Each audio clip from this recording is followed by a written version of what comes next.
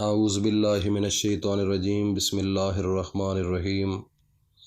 معزز سامعین، عزیز ساتھیوں، دوستوں، بزرگوں، میری ماں اور بہنوں،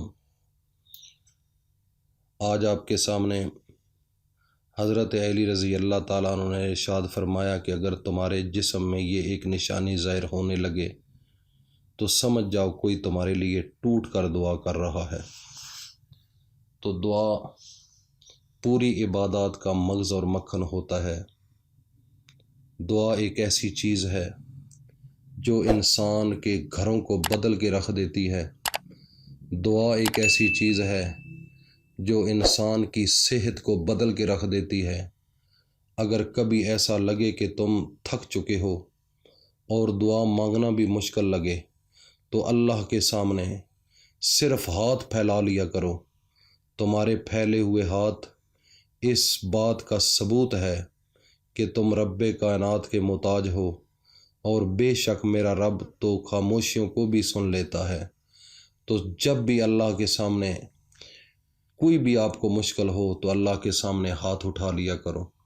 تو حضرت معاذ بن جبل رضی اللہ تعالیٰ عنہ سے روایت بھی ہے، اور آپ صلی اللہ علیہ وآلہ وسلم نے فرمایا کہ اے معاذ، میں تمہیں نصیحت کرتا ہوں کہ ہر نماز کے بعد دعا مانگا کرو اور اس دعا کو نہ چھوڑا کرو۔ دعا مانگنا میرے نبی کا حکم ہے۔ جو انسان دعا نہیں مانگتا اس کی کوئی عبادت اللہ کے ہاں قبول نہیں ہوتی۔ اس کا نقصان نہیں ہوگا، یہ ضرور بات ہے، لیکن اس کا فائدہ بھی ہوگا، لیکن جتنا فائدہ ہونا چاہیے وہ اس کا وہ فائدہ نہیں حاصل ہوگا۔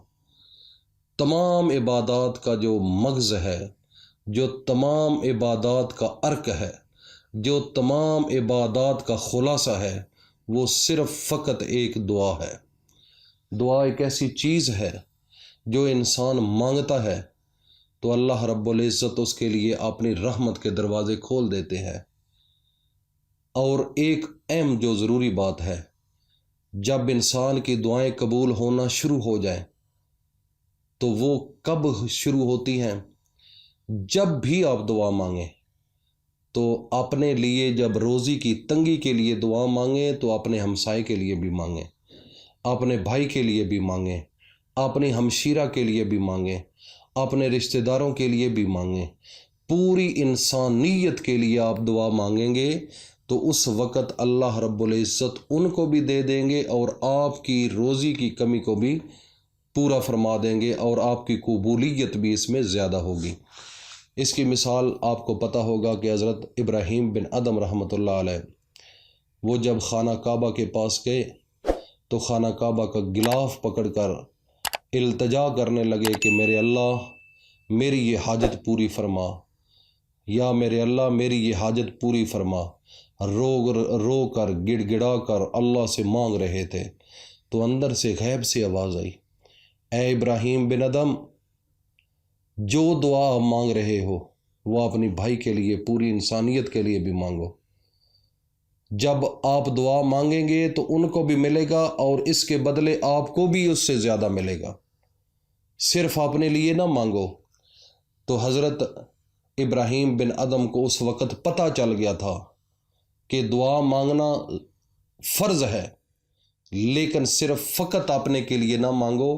اپنے لیے صرف دعا مانگنا ایک بخیل سا بندے کی ایک نشانی ہے۔ جیسے بخیل ہوتا ہے نا، ایسے ہے، اس کو اللہ کے در کی امید نہیں ہوتی، اللہ کی رحمتوں کی امید نہیں ہوتی۔ تو کسی کو نیگیٹو ذہن میں لے کر صرف فقط آپ کے لیے دعا مانگنا انتہائی غلط بات ہے۔ تو اللہ کے نبی فرماتے ہیں، اور اللہ کا حکم بھی ہے کہ جب بھی دعا مانگا کرو تو کوشش کیا کرو اپنے بھائی کے لیے مانگو، اپنی بہن کے لیے مانگو، اپنے رشتہ داروں کے لیے مانگو، پوری انسانیت کے لیے مانگو، پورے امت محمد رسول اللہ صلی اللہ علیہ وآلہ وسلم کے لیے مانگو، اور جو لوگ کلمہ نہیں پڑھ رہے ان کے لیے بھی ہدایت کی دعا مانگو۔ اس کے بدلے اللہ پاک آپ کو کیا دیں گے؟ اللہ رب العزت آپ کی مشکلات کو آسان فرما دیں گے، آپ کی روزی کو، تنگی کو ختم کر دیں گے، آپ کی مشکل کو حل کر دیں گے۔ آپ کی حاجت روائی کر دیں گے، آپ کی بیماریاں ختم کر دیں گے۔ آپ کسی کے لیے بیماری کی دعا مانگیں کہ یا اللہ اس کی یہ بیمار ہے، اس کو شفا دے، اللہ پاک آپ کی بیماری ختم کریں گے۔ اگر کسی کو مصیبت ہے، دعا کریں کہ یا اللہ اس کی مصیبت کو ختم کر، اللہ رب العزت آپ کی مصیبت کو ختم کریں گے۔ دعا مانگنا ایک بہت بڑی پاور ہے۔ حضرت موسیٰ علیہ نبینا علیہ الصلوۃ والسلام جب طور سینہ پر کوہ طور پر جاتے تھے اللہ کے ساتھ باتیں کرنے کے لیے، تو جب جاتے تھے تو اس کے پیچھے ان کی ماں کی دعائیں ہوتی تھی۔ تو جب آپ کی ماں حضرت موسیٰ علیہ نبینا علیہ الصلوۃ والسلام کی جب ماں اس دنیا سے رحلت فرما کے چلے گئے، تو جب بعد میں حضرت موسیٰ علیہ السلام کوہ طور پر جانے لگے تو غائب سے آواز آنے لگی، اے موسیٰ اب سنبھل کر آنا، اے موسیٰ اب آپ کی ماں چلی گئی ہے، سنبھل کر آنا۔ یہ دعائیں ایک ایسی چیز ہے جو تیر کی طرح لگتی ہیں، جو ایک بندوق کی طرح لگتی ہے نشانے پر۔ تو میرے بھائی، میں اپنے تمام دوستوں سے یہ ریکویسٹ کروں گا کہ دعائیں جو ہیں ان کو نہ چھوڑا کرو، اور جو میں نے آپ کو بات بتائی ہے کہ کسی کے لیے دعا مانگنا آپ کی قبولیت کی ایک بہت بڑی نشانی ہے۔ اور جو بھی آپ گناہ کریں، دنیا کا سب سے بڑا گناہ کریں، دنیا کی سب سے بڑی برائی کر لے، استغفار کیا کرو۔ استغفار ایک ایسا ربڑ کی طرح ہوتا ہے جس سے آپ کے گناہ مٹا دیے جاتے ہیں۔ جیسے ایک بچہ ہوتا ہے، وہ پینسل کے ساتھ لکھتا ہے اور اس کے پاس ایک ربڑ ہوتا ہے، ربڑ میٹ کہتے ہیں، تو اس کے ساتھ اس لکھائی کو ختم کر دیتا ہے۔ تو استغفار آپ کا ربڑ میٹ کی طرح ہے۔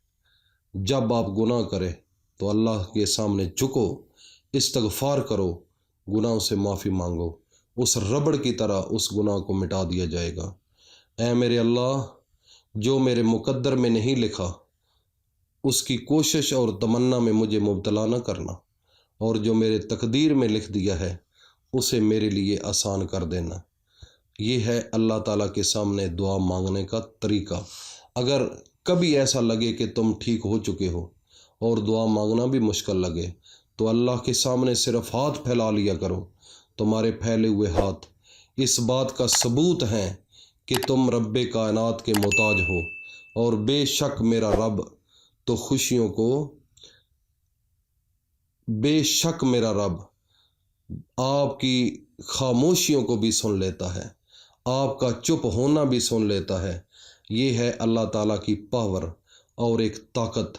جب اللہ تعالیٰ کی طاقت کو سامنے رکھیں گے، اللہ کی وحدانیت کو، اللہ کے جبار ہونے کی جو صفت ہے اس کو سامنے رکھیں گے، تو خدا کی قسم دنیا کے سامنے جھکنے کی ضرورت نہیں، دنیا کے سامنے لیٹنے کی ضرورت نہیں، دنیا کے سامنے بھیک مانگنے کی ضرورت نہیں۔ اللہ پاک غیب سے آپ کی مدد فرمائیں گے۔ اللہ پاک ہم سب کا حامی و ناصر ہو۔ اور آخر میں یہ بھی ریکویسٹ کروں گا کہ ہمارے اس چینل کو سبسکرائب کر لیجئے اور ساتھ بیل آئیکن کو بھی پریس کر دیجئے، تاکہ ہر نئی آنے والی ویڈیو آپ تک بآسانی پہنچ سکے۔ اور یہ ویڈیو بطور صدقہ اس بات کو پھیلانے کے لیے اپنے دوستوں میں، فیملی میں شیئر کرو، اور پوری انسانیت کے لیے، امت محمد رسول اللہ تک میسج پہنچانے کے لیے یہ اس بات کو پھیلا دو، تاکہ ہو سکتا ہے اللہ رب العزت اس کے صدقے ہماری قبر بھی ٹھنڈی فرما دیں۔ اللہ پاک ہم سب کا حامی و ناصر ہو۔ السلام علیکم ورحمۃ اللہ وبرکاتہ۔